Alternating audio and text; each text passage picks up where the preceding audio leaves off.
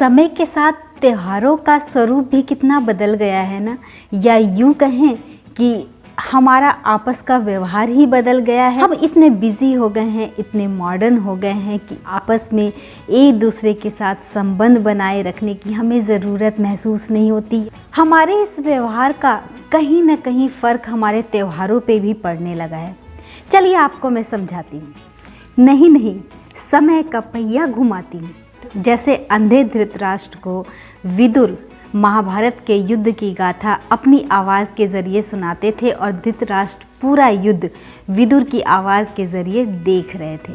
कुछ वैसा ही हाल मैं भी आपको सुनाती हूँ। मेरी आवाज़ से आप भी जो बीते वक्त में समय निकल चुका है, जो बीते वक्त में हमारा बिहेव था, हमारा व्यवहार था लोगों के लिए, वो कैसा रहा था, धीरे धीरे कितने चेंजेस आते गए हैं, और आप उसकी इमेज, उसकी एक फिल्म अपने दिलो दिमाग पर चलाते रहिए और महसूस कीजिए कहाँ क्या कमी रह गई है। मैं अपने बचपन की बात बताती हूँ कि मुझे याद है जब त्यौहार होते थे तो घरों में इतने पकवान बनते, मतलब 56 भोग तो नहीं, लेकिन 56 भोग से कम भी नहीं होते थे, और इतना ज़्यादा बनता था। उस समय आस पड़ोस में, यहाँ की थोड़ी दूरी पे रहने वाले रिश्तेदारों के, जान पहचान के घरों में भी बड़ी सी थाल लगाकर भेजी जाती थी। उसमें सब तरह की चीज़ें होती थी, और इसी तरह उनके यहाँ से भी हमारे घर आता था। हर तीज त्यौहार पे ये प्रक्रिया होती थी और हमें इंतज़ार होता था उनके घर में क्या बना है, उनके घर में ये टेस्टी बनता है, अरे वाह हमें ये खाने को मिलेगा। इतनी सारी चीज़ें होती थी, और हमारे घर से जो जाता था वो उनके घर के बच्चों को बहुत अच्छा लगता था। तो ये व्यवहार बहुत आम था उस समय, क्योंकि उस समय मिठाइयाँ क्या, मीठा क्या, नमकीन क्या, सब कुछ घर में बनता था। घर की औरतों के पास भरपूर समय होता था और बाज़ार से लाने की ज़रूरत ही महसूस नहीं होती थी। खाना लगाकर भेजने की बात तो दूर, आजकल ये रिवाज हो गया है कि मिठाई का डब्बा, अरे चलिए मैं फिर भूल गई, मिठाई का डब्बा भी कुछ समय पहले की बात हो गई है। कुछ समय पहले मिठाई के डब्बे एक दूसरे के घर ले जाते थे। दिवाली हो, होली हो, या जो भी त्यौहार आपका है, हम सब उन्हें विश करते थे मिठाइयाँ देकर, मिठाइयाँ खिला के।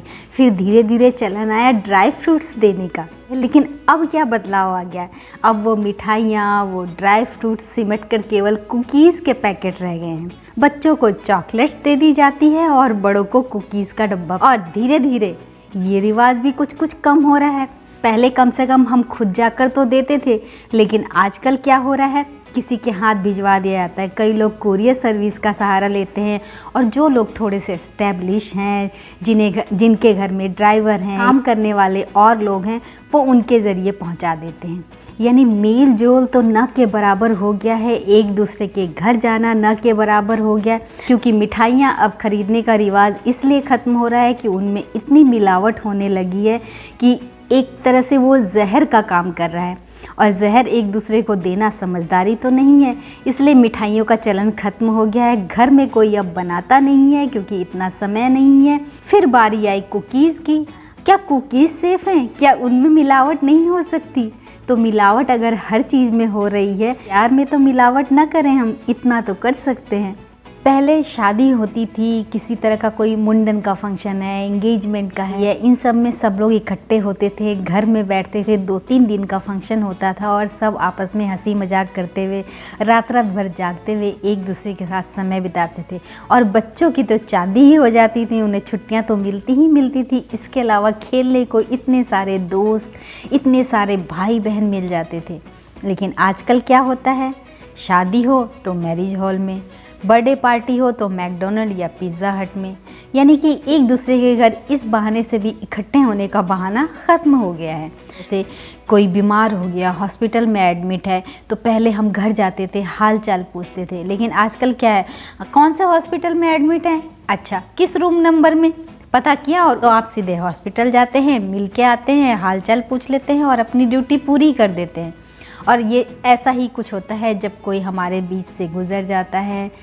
उसकी मृत्यु पे भी आजकल घर जाके 13 दिन वहाँ बैठकर उनके दुख में भागीदार बनने की परंपरा भी ख़त्म हो गई है, क्योंकि लोगों के पास समय की कमी है। तो क्या करते हैं, सीधे उनकी अंतिम क्रिया में शामिल होते हैं और घर आ जाते हैं।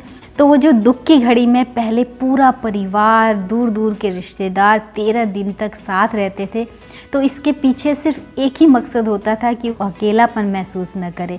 उस दुख की घड़ी में उसे अकेले रहने से जो एक घबराहट होती है, जिस रिश्ते को वो खो चुके हैं, उस रिश्ते की कमी जो वो महसूस करते हैं, उस कमी को महसूस न करे, इसलिए आसपास सारे रिश्तेदार होते हैं।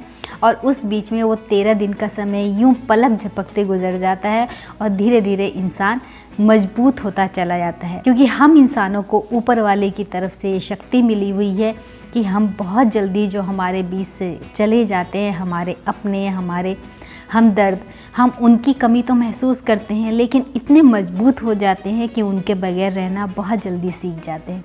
तो उन 13 दिनों का साथ सबका बहुत कुछ हिम्मत दिला देता है उसके बाद अपनी राह चलने के लिए।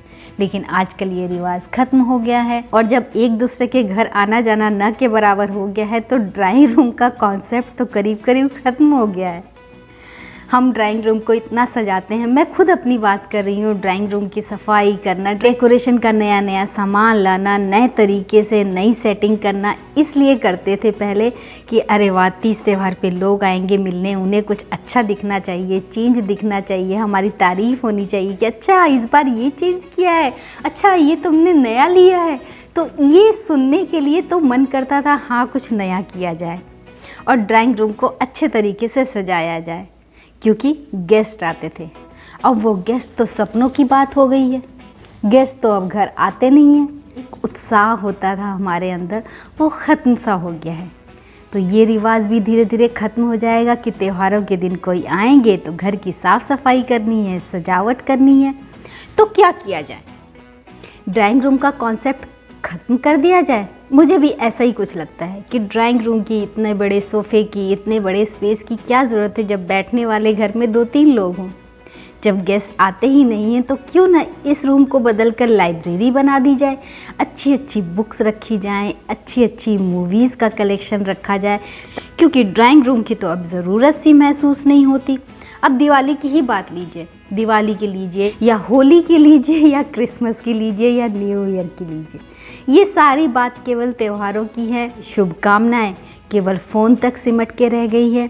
फ़ोन करने की भी अब किसी को ज़रूरत महसूस नहीं होती। मैसेज टाइप किए, टाइप नहीं भी करना है तो आपके फ़ोन में खुद इतने सारे मैसेजेस होते हैं कि उन्हें फॉरवर्ड करने के लिए एक बटन दबाना है और वो कई लोगों तक पहुंच जाता है। तो त्योहारों पे एक दिन पहले से ही इतने मैसेजेस आने लगते हैं कि उन्हें देखने के लिए भी समय निकालना पड़ता है और कई बार देख भी नहीं पाते हैं। तो थोड़ा बदलाव ऐसा किया जाए इन मैसेजेस को पढ़ने के लिए भी किसी को रखा जाए। एलेक्सा ठीक रहेगी, एक ऐसी एलेक्सा बनाई जाए जिन्हें हम आदेश दें, मेरे फ़ोन के सारे मैसेजेस को पढ़ के सुनाइए विद नेम, और इसी के साथ उसे रिप्लाई भी दे दीजिए। तो आपका ये काम भी ख़त्म हो जाएगा, आपकी उंगली को जो तकलीफ़ होनी है वो भी बच जाएगी। तो बात कुछ ऐसी ही है। आप कल्पना करके देखिए, बचपन में त्योहारों का स्वरूप क्या होता था। सुबह से घर में गहमा गहमी शुरू हो जाती थी, तरह तरह की खुशबुएं आती थी, फिर शाम को तैयार होते थे, नए नए कपड़े पहनते थे और हमें पता होता हमें इसके घर जाना है, उसके घर जाना है, साथ में पटाखे चलाने हैं या साथ में होली खेलनी है। इस तरीके से त्यौहार मनाते थे। पर आजकल त्योहारों का स्वरूप बदल गया है। ढंग से तैयार होने का भी मन नहीं करता, क्योंकि किसी के घर तो जाना नहीं है, अपने ही घर में रहना है। तो थोड़ा बहुत तैयार हुए, पूजा कर ली, फॉर्मेलिटी निभा ली, हो गया। क्योंकि पटाखों का भी चलन अब ख़त्म हो गया है, कुछ हमारी सुरक्षा के लिए, कुछ हमारे स्वास्थ्य के लिए पटाखे भी नहीं जलाने। तो दिवाली कुछ फीकी फीकी सी हो गई है और इसी तरह कुछ त्यौहार भी फीके फीके से हो गए हैं। तो इन त्योहारों को फीके होने से बचाने का काम तो हमें ही करना है। इन त्योहारों को वापस से वही गर्मी, वही रंगीनियत, वही उत्साह देने का काम भी हमें ही करना है। इसके लिए सरकार कुछ नहीं करेगी, ये केवल हमारा काम है कि एक दूसरे के साथ प्यार हमारा वैसे ही बरकरार रहे, एक दूसरे के साथ त्योहारों पे मेल जोल वैसा ही बना रहे। इसके लिए कोशिश केवल हमें करनी है। तो इस साल तो चलो मान लिया कोरोना की वजह से वाकई में एक दूसरे से जितना दूर रहें, जितना डिस्टेंस बना के रखें, वही सबके लिए बेहतर है। ये अभी के लिए तो ठीक है, लेकिन हमेशा के लिए इसकी आदत ना बनाएं। अपनी आदत को वही पुरानी गर्माहट भरी रहने दें। एक दूसरे के साथ गले मिलना, एक दूसरे से प्यार से मिलना, एक दूसरे के घर जाकर उन्हें अचंभित करना और एक दूसरे के घर की तारीफ़ करना, ये अपनी आदत में ही रखें, इसे बदले नहीं। तो ड्राइंग रूम का कॉन्सेप्ट अभी तो मैं रख रही हूँ, लेकिन अगले साल भी ऐसा ही रहा कि किसी ने घर में आना नहीं, हमें कहीं जाना नहीं, तो फिर ड्राइंग रूम क्या पता लाइब्रेरी में भी बदल जाए। हमारी जो परंपरा है, हमारे देश की जो परंपरा है, उसको बनाए रखने का काम भी हमारा है। तो इसको बनाए रखते हैं। इस साल से ना सही, अगले साल से ये परंपरा पूरे जोश से हमारे बीच में फिर से शुरू हो जानी चाहिए।